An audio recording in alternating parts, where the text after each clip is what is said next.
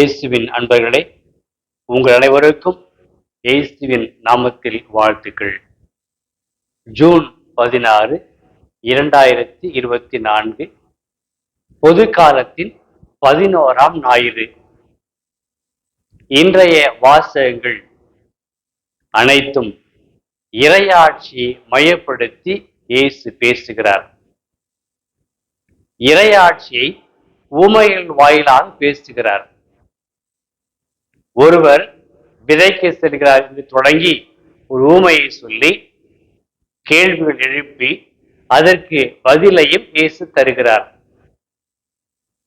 இறையாட்சி எதற்கு ஒப்பிடுவேன்,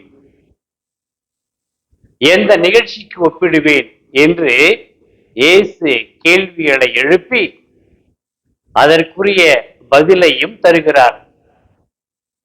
இது வகையான மக்களுக்கு எடுத்து சொல்கிற ஒரு வகையான நடத்துகிற பாட வழி. இதைத்தான் பிற்காலத்தில் சாக்ரட்டிக்ஸ் மெத்தட் என்று சொல்வார்கள். அதாவது கேட்பவர் கேள்வி கேட்பார், பதிலையும் தருவார்.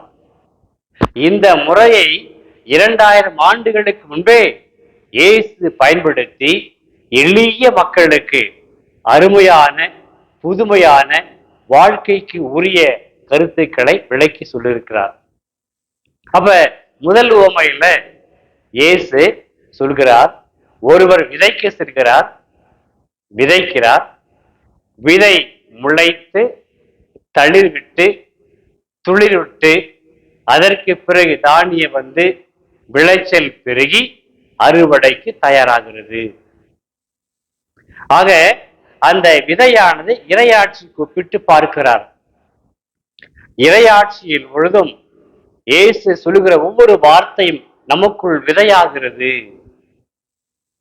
எவ்வாறு ஒரு விதையானது மண்ணில் விழுந்து மடிந்து இரண்டாவது அது வெறுமையாகி தன்னையே இழந்து ஒரு புது வாழ்வை கொடுக்கிறது. அதுபோல இயேசு சொல்கிற ஒவ்வொரு வார்த்தையும் நமக்குள் விழுந்து அது மடிய வேண்டும், அது உடைய வேண்டும், மூன்றாவது அது தளிர் விட்டு துளிர்க்க வேண்டும்.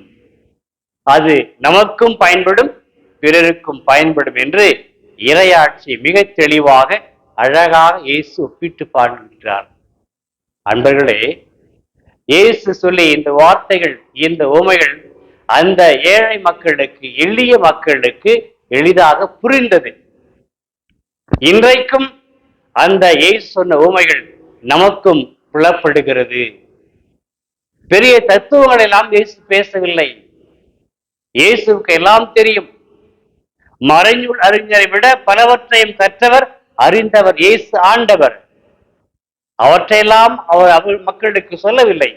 எது தேவையோ அதை எளிய நடைமுறையில் ஊமைகள் வாயிலாக பேசி இறை ஆட்சி என்றால் இவ்வளவுதான் என்று தெளிவுபடுத்தினார், எளிமையாக்கினார், புரிய வைத்தார்.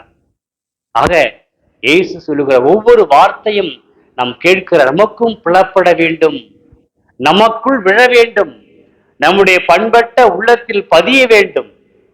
படிந்து அது உடைந்து நமக்கு புதிய வாழ்வையும் தெம்பையும் புதிய கண்ணோட்டத்தையும் இறையாட்சி கொடுக்க வேண்டும். இரண்டாவது உவமையை இயேசு சொல்கிறார். இறையாட்சி ஒரு சிறிய கடுகு விதைக்கு ஒப்பாகும். உங்க எல்லாரும் தெரியும், கடுகு விதை மிக மிக மிக சிறியது. ஆனால் அது விதைத்த பிறகு வளர்ந்து படிப்படியாக வளர்ந்து பெரிய மரமாகி பல கிளைகளை கொண்டிருக்கும். இதனுடைய பயன் என்ன? அந்த மரக்கிளைகளை தேடி பறவைகள் வந்து சேரும். ஏன் பறவைகள் வந்து சேர்கிற? அவைகள் சோர்வுற்ற நிலையில், களைப்புற்ற நிலையில் ஒரு களைப்பை போக்க, சோர்வை போக்க அந்த நிழலை நாடி வருகிறது. மரக்கிளைகள் எந்த நிபந்தனை விதிப்பதில்லை. இந்த பறவைதான் வர வேண்டும், இந்த நேரத்தில் தான் வர வேண்டும், இவ்வளவு நேரம் தான் இருக்க வேண்டும், இப்படியெல்லாம் சொல்வதே கிடையாது.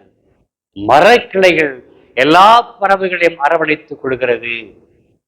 ஆகவே அந்த இறையாட்சியின் மரக்கிளைகள் நம் அனைவரையும் எந்தவித பாரபட்சமின்றி நம்மை அரவணைத்துக் கொள்கிறது, நம்மை ஒன்று சேர்க்கிறது என்பதை புரிந்து கொள்ளலாம். இரண்டாவது, அந்த வருகின்ற பறவைகளுக்கு அது நிழல் கொடுத்து அவருடைய சோர்வை போக்கி புத்துணர்ச்சியையும் புது தெம்பையும் அளிக்கிறது. ஆக அவர்கள் சோர்ந்து வருகிறார்கள். அந்த பறவைகளுக்கு அந்த மரமானது, இறையாட்சியானது அவர்களுக்கு தெம்பை கொடுக்கிறது, நம்பிக்கை ஊட்டுகிறது.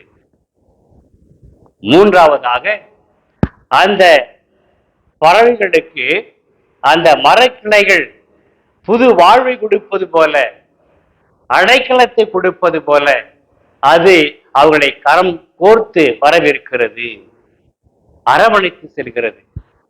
அன்பர்களே, ஒன்றை நாம் ஆழமாக புரிந்து கொள்ள வேண்டும். என்ன அது? அந்த கடுகு விதையின் மரக்கிளைகள் பறவைகளுக்கு அடைக்கலமும் பாதுகாப்பும் பாரபட்சமின்றி இளைப்பாறுதலும் அளிப்பது போல, மனிதர்களுக்கு அந்த மரக்கிளைகள் மரமும் நிழலை கொடுக்கிறது, ஓய்வுக்கு வேண்டிய அந்த இடத்தை கொடுக்கிறது, அவருடைய மன பாரத்தை குறைக்கிறது, மன சுமையை அது குறைத்து அவர்களுக்கும் புது தெம்பையும் நம்பிக்கை மூட்டுகிறது. இதை இயேசு இறையாட்சிக்கு ஒப்பிட்டு, இறையாட்சியும் எந்த மனிதரெல்லாம் சோர்ந்திருக்கிறார்களோ, நம்பிக்கை குன்றி போயிருக்கிறார்களோ, வாழ்க்கையின் நெருக்கடிகளில் உடைந்து போயிருக்கிறார்களோ, அவர்களுக்கெல்லாம் இறையாட்சி அது வரவழைத்து அரவணைத்துக் கொண்டு பாரபட்சமின்றி அனைவருக்கும் இளைப்பாறுதலையும் ஆறுதலையும் அடைக்கலத்தையும் கொடுத்து அவர்களை உற்சாகப்படுத்துகிறது, அவர்களுக்கு புத்துயிர் அளிக்கிறது, புத்துணர்ச்சி ஊட்டுகிறது, நம்பிக்கை கொடுக்கிறது. அதான் இறையாட்சியின் மகத்துவம். ஆக இயேசு சொல்வது போல, மத்திய நற்செய்தி 11ஆம் அதிகாரம் 28ஆம் வசனத்தில் சொல்வது போல, சுமை சுமந்து சோர்ந்திருப்பவர்களே எல்லாரும் என்னிடம் வாருங்கள், உங்களுக்கு நான் இளைப்பாறுதல் அளிப்பேன். இறையாட்சி மனிதருக்கு அந்த சுமையை போக்கி அவர்களுக்கு இளைப்பாறுதல் கொடுக்கும். நவீன உலகத்தில் சோர்வுகளின் நிலை பல நிலைகள் இருக்கிறது. அது சுமை அதிகரித்துக் கொண்டே செல்கிறது. இறையாட்சி நாம் நாடி சென்றால், இறை வார்த்தை நம்பினால் நமக்கு வாழ்வு உண்டு, நமக்கு இளைப்பாறுதல் உண்டு என்பதை இயேசு இன்று உமையல் வாயிலாக நம்மோடு பேசுகிறார். கேட்டுப்போமா? ஏற்றுக்கொள்வோமா? இயேசு இருகரம் விரித்து நம்மை அன்போடு ஆற தழுவிக் கொள்கிறார். ஏனென்றால் நாம் இறையாட்சியின் பிள்ளைகள், இறையாட்சியின் மக்கள், இயேசுவின் சகோதர சகோதரிகள். ஒரு பாடல் நமக்கு எல்லாம் தெரியும். இயேசு அழைக்கின்றார்,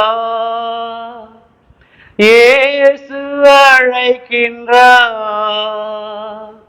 ஆவலாய் தன் கரத்தை நீட்டி அன்பாய் அழைக்கின்றார்,